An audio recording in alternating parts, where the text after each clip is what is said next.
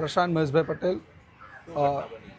ઘટના એવી બની છે કે ગઈકાલે 3:30 થી 4ની વચ્ચે અક્ષ દીપકભાઈ પટેલ નામનો છોકરો કામ કરતો હતો ક્રિપ્કો કંપનીની અંદર, ઇલેક્ટ્રિક ડિપાર્ટમેન્ટની અંદર, જે મારો ભાણેજ થાય છે, હું એનો મામા થાઉં છું। અને આ ઘટના કાલે જ્યારે થઈ તે લગભગ 3:30 થી 4ની વચ્ચે થયેલી છે। અને આ ઘટના થવા પાછળ કોણ કોણ જવાબદાર છે અને એ બધી માહિતી કોઈ આપી નથી। હજુ કોઈ જાતનું કોઈ અહીંયા આવ્યું નથી, કોઈ જાતની કોઈ વાત કરવા માટે આવ્યું નથી, કોઈ કંપનીમાંથી માણસ આવ્યા છે અહીંયા। અને આવું કેમ છે એ બધી જાણકારી અમને જોઈએ છે।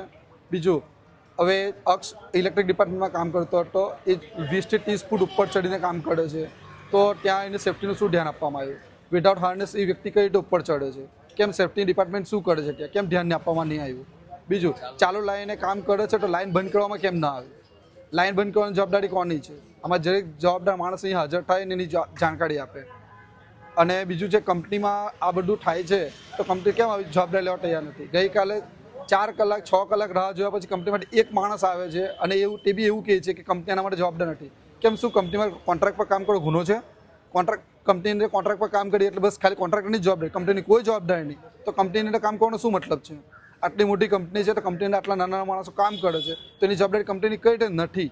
અને આ વિધાઉટ સેફ્ટી કામ થાય છે તો સેફ્ટીનું ધ્યાન આપવાનું કોણ? કંપનીની જવાબદારી બને ને? કોન્ટ્રાક્ટરની જે જવાબદારી છે સાથે કંપનીની પૂરેપૂરી જવાબદારી છે, એટલે કંપનીએ ધ્યાન કેમ નહીં આપ્યું કે કોન્ટ્રાક્ટર આવા લાપરવાહીથી કામ કરવામાં આવે છે? તો એ બધી જવાબદારી કંપનીની પણ છે। માંગણી એવું છે કે એને વધારે વધારે વળતર મળે, એના પરિવારનું ધ્યાન આપવામાં આવે અને પરિવારની ધ્યાન રાખવામાં આવે, કારણ કે એના પરિવારનો કમાનાર એક જ પર્સન છે। આજ પછી એના મા બાપની જવાબદારીની બેન છે જે અનમેરિડ છે, એને પનાવવાનું, આ બધી જવાબદારી કોણ લેશે?